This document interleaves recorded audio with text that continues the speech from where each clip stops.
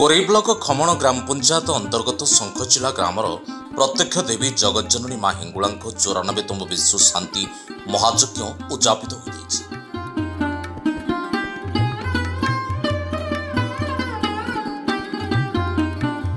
तीन दिन धरी अनुष्ठित होइतिबा ई महायज्ञोत्सव में पाखापाखि 1.5 लाख अधिक श्रद्धालुंकर समागम होइतिला।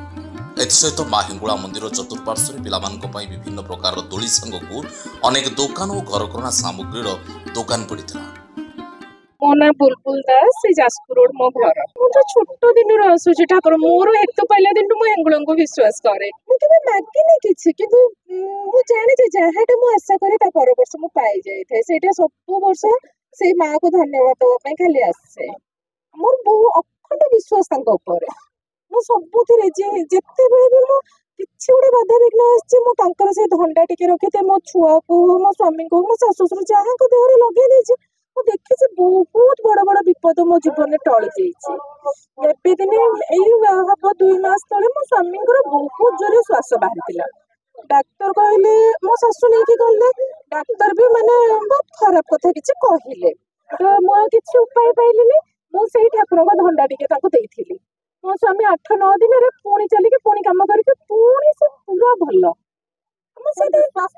बहुत विश्वास मंगला को आज भी एमती जुग जे आज मो मंगला ओषा करी काष्टा उपास आज आसी ठाकुर दर्शन करबा।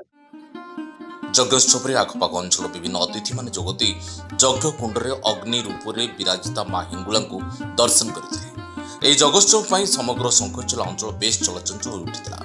शंखचिला हिंगुला यज्ञोत्सव समग्र जाजपुर जिले में बेस प्रसिद्धि लाभ कर कार्यक्रम में शांति श्रृंखला रक्षा पाणीकोइल पुलिस पक्षर व्यापक सुरक्षा व्यवस्था ग्रहण कर सहित हिंगुला कमिटर समस्त सदस्य माने कार्यक्रम में सहयोग करते।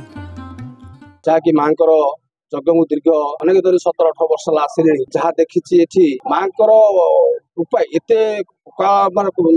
विराट बर करुणा जेकोसी भक्त सब आसी जहाँ चाहिए ताहा ही पाई।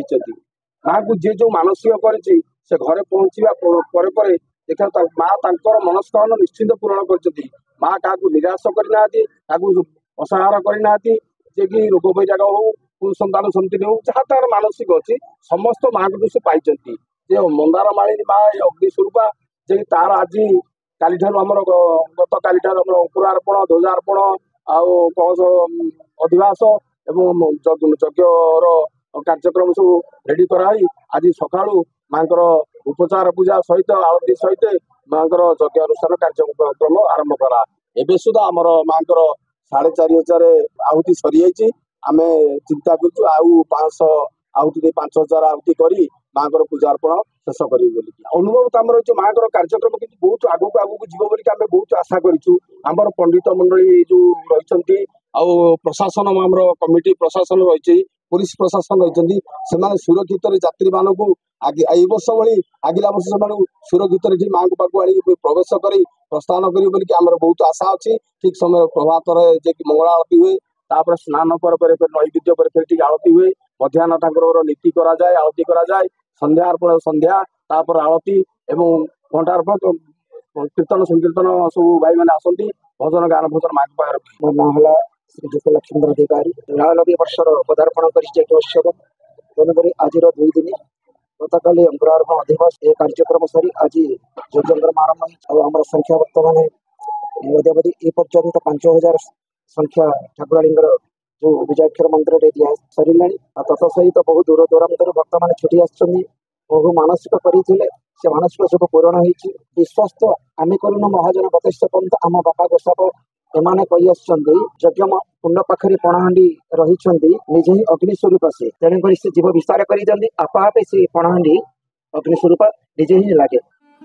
कोरियर अशोक दास की रिपोर्ट, जाजपुर न्यूज।